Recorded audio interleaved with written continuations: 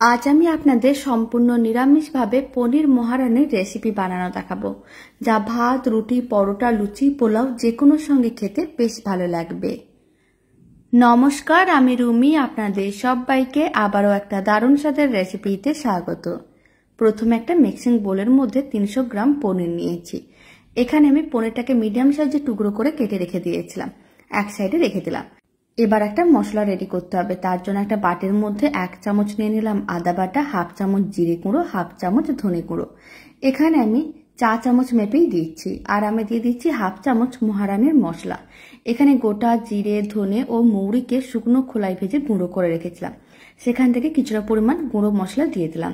এবার বেশ কিছুটা পরিমাণ জল দিয়ে খুব ভালো করে সমস্ত কিছু একসঙ্গে মিশিয়ে নিতে হবে। খুব ভালো করে মেশানো হয়ে গেছে, মশলার মিশ্রণটা রেডি। এবার এক সাইডে রেখে দিলাম। এখন একটা মিক্সির জারের মধ্যে 14-15টার মতন আমি দিয়ে দিলাম কাজু বাদাম আর 2টো কাঁচা লঙ্কা। অল্প একটু জল দিয়ে দিলাম। তারপর ঢাকনাটা বন্ধ করে খুব ভালো করে পেস্ট করে নিতে হবে। সমস্ত কিছু একসঙ্গে খুব ভালো করে পেস্ট করে নিয়েছিলাম। এবার এক সাইডে রেখে দিতে হবে। আর এদিকে একটা কড়াইকে গ্যাসের ওভেনের উপরে বসিয়ে দিয়েছি। কড়াইয়ের মধ্যে আমি বড় চামচে 2 চামচ সাদা তেল দিয়ে দিলাম। তেলটা যখন গরম হয়ে যাবে অল্প একটু গোটা জিরে নিয়ে ভালো করে ছড়িয়ে দিলাম। আর দিয়ে দিচ্ছি অল্প একটু হিং। এতে স্বাদ ও গন্ধ দুটোই খুবই ভালো আসবে। 10 সেকেন্ডের মতন ভেজে নিতে হবে, মানে গোটা জিরে ও হিংটাকে 10 সেকেন্ড ভেজে নিয়েছিলাম। এবার আমি যে মশলার মিশ্রণটা রেডি করে রেখেছিলাম সেই মশলার মিশ্রণটা দিয়ে দিলাম। খুব ভালো করে মিশিয়ে নিতে হবে। আর এই সময় আমি একটা টমেটো দিয়ে দিচ্ছি। এইভাবে আমি সরু করে কেটে রেখেছিলাম। আপনারা চাইলে পেস্ট করেও দিতে পারেন। 4 চামচের 3 ভাগের 1 ভাগ লবণ দিয়ে দিলাম। খুব ভালো করে মিশিয়ে নিতে হবে। লবণ দেওয়ার কারণে টমেটোগুলো অনেক তাড়াতাড়ি নরম হয়ে যাবে। এবার মশলাটাকে ভালো করে কষিয়ে নিতে হবে। মিডিয়াম টু হাই ফ্লেমে 2 মিনিটের মতন রেখে দিয়েছিলাম। আপনারা দেখুন জলটা শুকনো হয়ে তেল আলাদা হয়ে গেছে, তার মানে বুঝে নিতে হবে মশলাটা ভালো করে কষানো হয়ে গেছে। এবার আমি যে কাজু বাদাম বাটাটা রেডি করে রেখেছিলাম সেই কাজু বাদাম বাটাটা দিয়ে দিলাম। খুব ভালো করে একসঙ্গে মিশিয়ে নিতে হবে। আর যখন খুব ভালো করে মেশানো হয়ে যাবে তখন যে পনিরের টুকরোগুলো কেটে রেখেছিলাম সেগুলো দিয়ে দিয়েছি। আপনারা চাইলে পনিরগুলোকে একটু ভেজেও নিতে পারেন, তবে এখানে আমি পনিরগুলো ভাজলাম না, কারণ পনির ভাজলে একটু শক্ত হয়ে যায়। এইভাবে যদি পনিরগুলো দিয়ে দেওয়া হয় তাহলে পনিরগুলো বেশ নরম থাকে, খেতেও ভালো লাগে। সমস্ত কিছু একসঙ্গে খুব ভালো করে মিশিয়ে নিতে হবে। আর এই সময় আমি দিয়ে দিচ্ছি সামান্য পরিমাণ কাসুরি মেথি। আর আমি দিয়ে দিচ্ছি অল্প একটু লবণ আর অল্প একটু চিনি দিচ্ছি, কারণ নিরামিষ রান্না একটু মিষ্টি মিষ্টি হলে খেতে বেশ ভালো লাগে।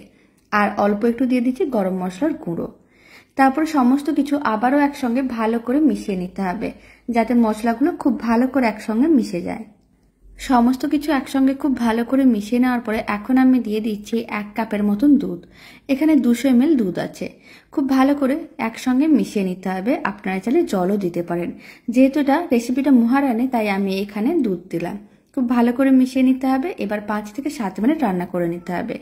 প্রায় 7 মিনিট মিডিয়াম ফ্লেমে রান্না করে নিয়েছিলাম। বেশ ঘন হয়ে গেছে। এখন সামান্য পরিমাণ চিলি ফ্লেক্স ছড়িয়ে দিলাম। আর ছড়িয়ে দিচ্ছি অল্প একটু ঘি, মানে 4 চামচে 2 চামচের মতন ঘি ছড়িয়ে দিচ্ছি। তারপর খুব ভালো করে মিশিয়ে আরো 2 থেকে 3 মিনিট রান্না করে নিতে হবে। তাহলে গ্রেভিটা আর একটু ঘন হয়ে যাবে আর দেখতেও ভালো লাগবে। 3 মিনিট আরো রান্না করে নিয়েছিলাম। রেসিপিটা একেবারেই রেডি। এবার ফ্লেমটা অফ করে দিতে হবে। দারুণ স্বাদের এই পনির মহারানির রেসিপিটা শেষ পর্যন্ত দেখার জন্য ধন্যবাদ। ভালো লেগে থাকলে আপনারা যদি ফেসবুক থেকে রেসিপিটা দেখছেন পেজটিকে ফলো করে নেওয়ার অনুরোধ রইল। আর ইউটিউব থেকে দেখলে চ্যানেলটি সাবস্ক্রাইব করে নেওয়ার অনুরোধ রইল। তো চলুন ভিডিওটা আমি এখানে শেষ করছি। আপনারা সবাই ভালো থাকবেন, সুস্থ থাকবেন। আপনাদের সঙ্গে আবার নতুন রেসিপি নিয়ে দেখা হচ্ছে।